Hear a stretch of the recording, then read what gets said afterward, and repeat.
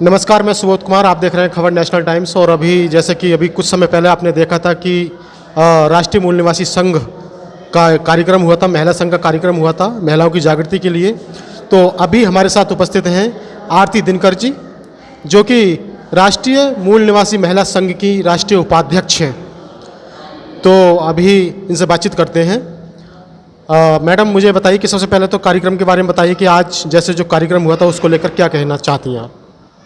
जय भीम, जय मूल निवासी। मैं आरती दिनकर, राष्ट्रीय मूल निवासी महिला संघ उत्तर प्रदेश की उपाध्यक्ष हूँ मैं।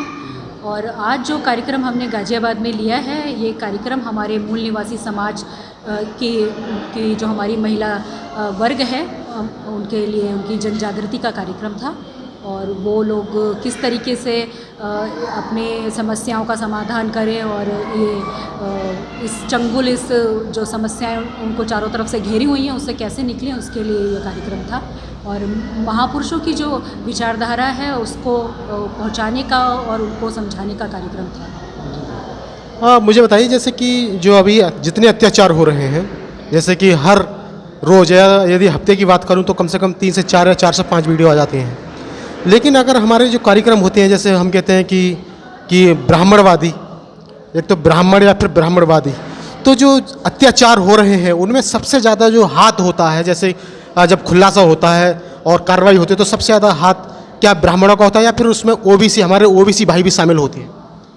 देखिए, ये इसमें किसी एक विशेष जाति वर्ग की बात नहीं है, ये एक विचारधारा की बात है। ये जो ब्राह्मणवादी मनुवादी विचारधारा है, यह इसके मूल में है। क्योंकि हमारा जो भारतवर्ष की जो सामाजिक व्यवस्था है वो ऊंच नीच पे आधारित है, और जो जाति इस व्यवस्था में जो नीचे स्थान पे उसका शोषण होता है और उनकी महिलाओं का भी होता है, और उच्च वर्ग जो ऊपर बैठा हुआ है उसके द्वारा होता है। और उसके द्वारा इसलिए होता है क्योंकि ये उनकी विचारधारा है, उस विचारधारा के माध्यम से होता है। क्योंकि उन्होंने हमेशा जो SC ST OBC के वर्ग है उसके ऊपर अत्याचार ही किया है, उसको गुलामी बना के रखा है, और उनकी महिलाओं को भी वो केवल एक उपयोग की वस्तु ही समझते हैं, और इस अत्याचार के माध्यम से वो उनका मनोबल नीचे डाउन करते हैं। मैडम, जैसे कि अभी मैं अगर बात करूं, जैसे बहुत सारे संगठन हैं, अगर मैं BMP की बात करूं और या फिर तो SC ST OBC, जैसे कि अगर सभी जो संगठन, जितने बहुजन संगठन हैं उसमें SC ST OBC सभी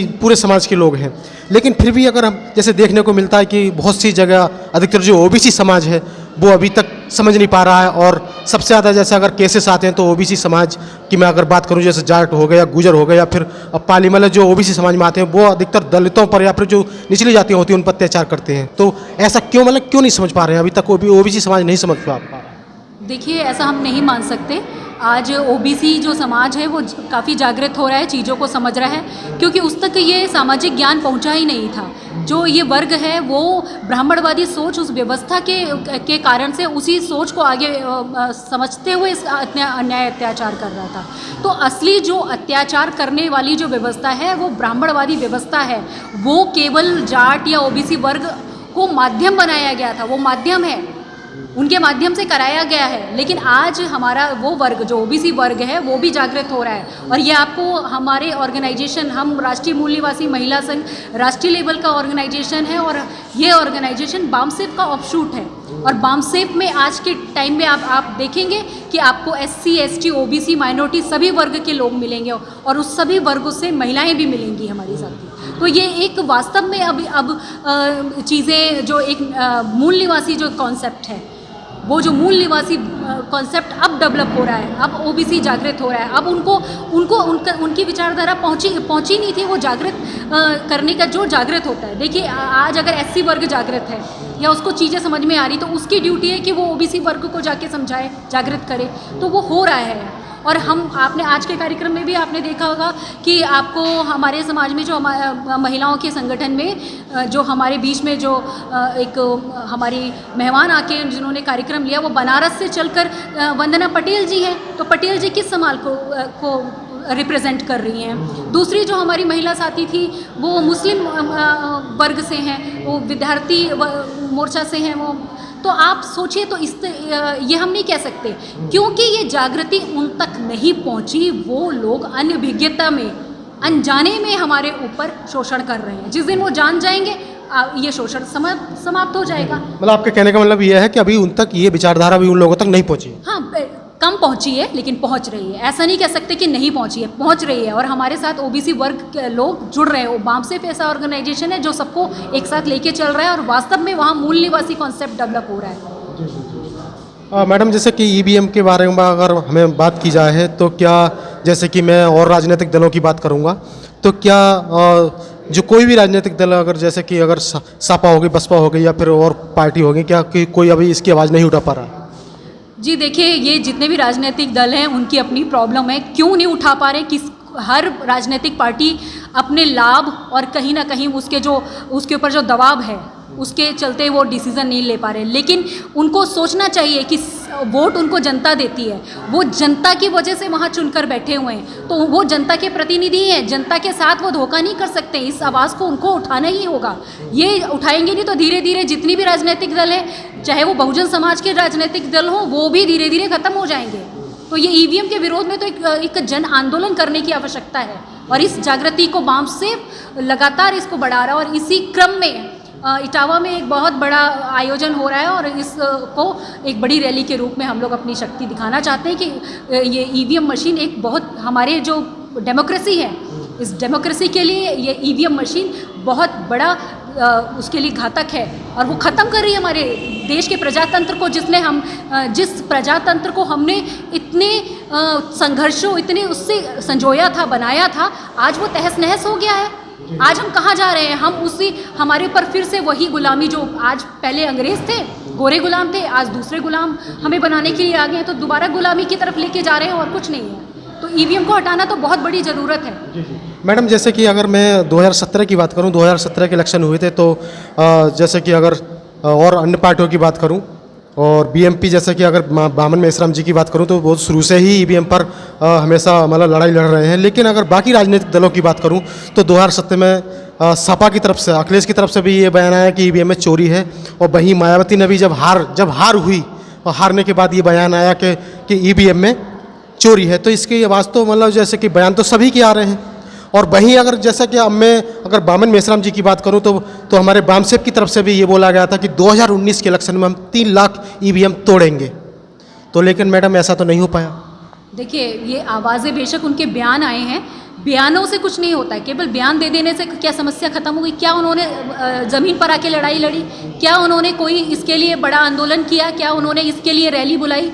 ये प्रश्न है। जब बोलने से तो समस्या खत्म नहीं होती। बोल तो कोई भी देता है, कॉन्फ्रेंस करो और आप बोल दीजिए, बोलने से अगर होता है। लेकिन मैडम, बामन मेश्राम जी ने भी कहा कि 3 लाख मशीन तोड़ेंगे, तो बामसेफ की तरफ से भी नहीं तोड़ेंगे। जब इलेक्शन में हुआ तो कुछ करते ही नहीं। देखिए, ईवीएम मशीन तोड़ना और ये के लिए बहुत बड़ी जनशक्ति की आवश्यकता है। अगर आप एक व्यक्ति, आप एक एग्जाम्पल के तौर पे इसको प्रैक्टिकली देखिए, अगर कोई इंसान जाके मशीन तोड़ेगा तो क्या उसे छोड़ दिया जाएगा? उसको जेल में नहीं डाल दिया? क्या आपका समाज इतना तैयार है?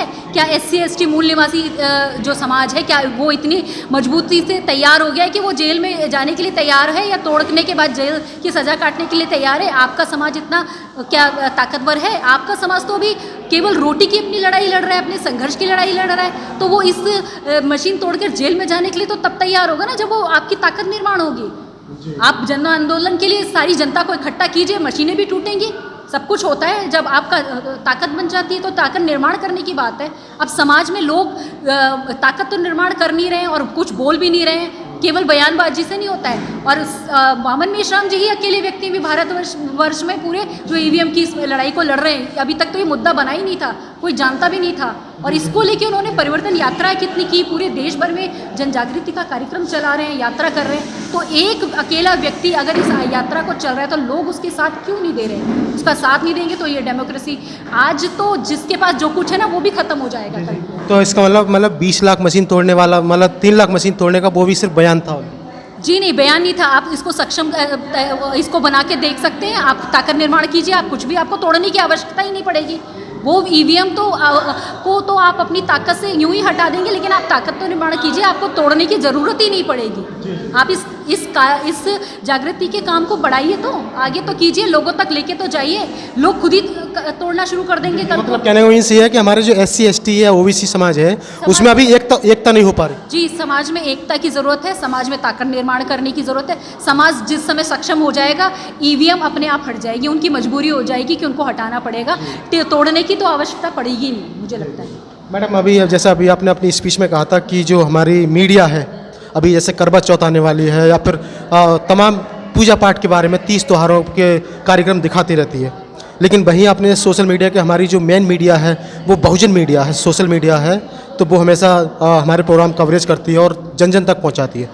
तो अगर मैं बहुजन मीडिया की बात करूं तो जो संगठन जैसे कि अगर BMP संगठन है या फिर और संगठन है तो आप लोग जो संगठन के तरीके से उस बहुजन मीडिया को कितना सपोर्ट करते हैं? देखिए, ये जो बहुजन मीडिया है इसको जनता सपोर्ट कर रही है, उसको देख रही है, उसको सब्सक्राइब कर रही है, उसको आर्थिक मदद भी देती है। और आपको दिख रहा है बढ़ते हुए हमारे ऑर्गेनाइजेशन और हमारे समाज में बहुत सारे यूट्यूबर्स हैं जो कि बहुत अच्छा उनका चैनल चल रहे हैं, तो वो जनता की वजह से, लोगों की वजह से।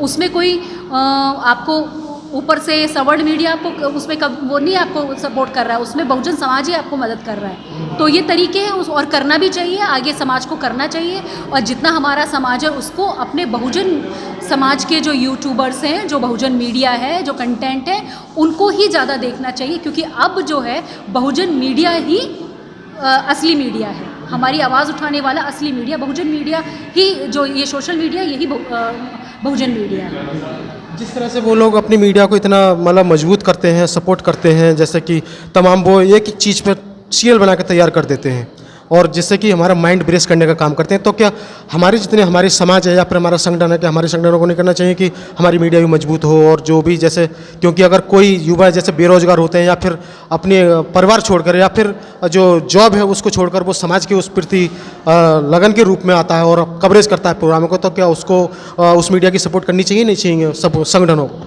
जी बिल्कुल करनी चाहिए। और संगठन भी संगठन कोई अलग से कोई ताकत नहीं होती है, संगठन जन से बनता है और जो लोग उससे जुड़े उनसे बनता है। तो वो लोग जिस उद्देश्य को लेके आगे बढ़ रहे हैं और मीडिया भी अगर उसी उद्देश्य को लेके आगे बढ़ रहा है और उसके सपोर्ट करते हैं और कर रहे हैं और आपको दिखाई भी दे रहा है। तो अभी लास्ट अपील जैसे जो 14 नवंबर की आपकी रैली है उसके लिए लास्ट अपील जो बहुजन समाज है उससे क्या करना चाहती हैं, या फिर खासकर जो अगर महिलाओं से क्या अपील करना चाहती हैं? देखिए, हमारे वामसेव के माध्यम से लगातार जन जागृति का कार्यक्रम चल रहा है। ये कोई एक कार्यक्रम नहीं है कि आज एक कार्यक्रम होने के बाद ख़त्म हो गया, हम लोग लगातार इस कार्यक्रम को कर रहे हैं। हम केवल यही निवेदन कर सकते हैं समाज से, और करना मैं चाहती हूँ अपने माध्यम से कि वो लोग जो है, जो मूल निवासी समाज से हैं, वो वामसेव का हिस्सा बने। उसके जो ऑफशूट विंग्स हैं, महिला हो, विद्यार्थी हैं और मुस्लिम मोर्चा, ऐसे बहुत सारे लगभग 60-70 संगठन हैं, उन जहाँ पर भी वो जुड़ सकते हैं उससे जुड़े, उसको ताकत दें। और ताकत देंगे तभी आपकी समस्याओं का समाधान होगा और तभी हम बड़ी बड़ी जो समस्या उससे ख़त्म कर पाएंगे। तो उसका हिस्सा बने, यही सबसे बड़ी मदद होगी, यही सबसे बड़ी अपील है।